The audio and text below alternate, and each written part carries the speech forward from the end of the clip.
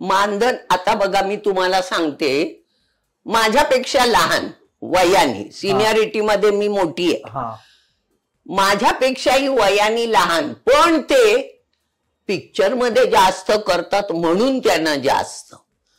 आम्ही तेच पैसे मागितले तर आम्हाला नाही देत का? का? आता सुद्धा एक अनुभवाची काय किंमत आहे की नाही, त्यांना ती किंमत नाही. तू दिसतो ना एवढ्या ह्याच्यामध्ये, ते मोठं.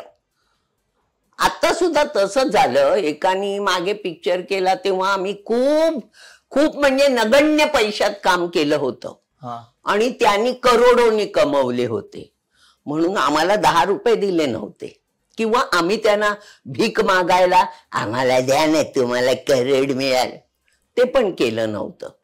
मग आता तीच लोक जर पिक्चर काढणार आहेत तर तुम्ही विचारा ना मला, तू किती घेते.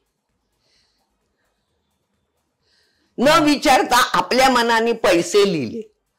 म्हटलं मी नाही करणार.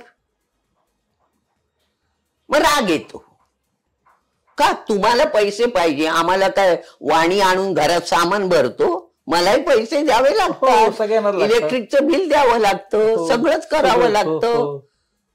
त्याचा नाही, फक्त त्यांना पैसे पाहिजेत. पण कॉन्ट्रॅक्ट, अरे माझ्या देवा, कॉन्ट्रॅक्ट कोण करतो? कोण कोण करतात, कोणी कोणी करत नाही. आता मी सांगितलं ना परवाच, 6 वर्ष पिक्चर करते, 6 वर्ष.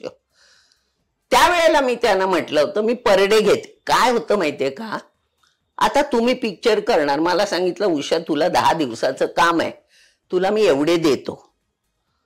पण तुम्ही काय करता, सरसकट देणार म्हणून 10 दिवसाच्या वर 20 दिवस काम करून घेता.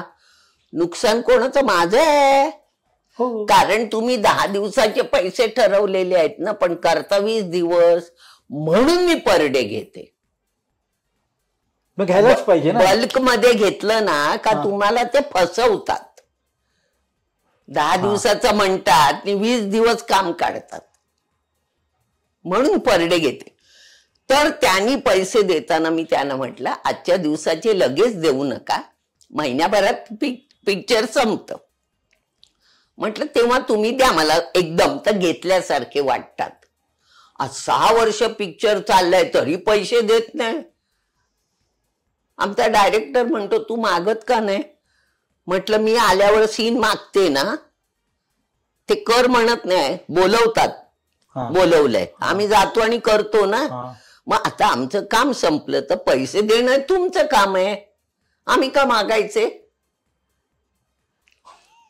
आपल्याकडे काम करतात, त्यांचा महिना झाला की ते नाही मागत, आपण देतो त्यांचा पगार, घे बाई तुझा पगार. आम्ही का मागायचं? आम्ही भिकारी आहोत? मराठी चित्रपटसृष्टीतील लेटेस्ट अपडेट्स आणि गॉसिपसाठी आमच्या चॅनेलला सबस्क्राईब करा आणि बेल आयकॉन दाबायला विसरू नका.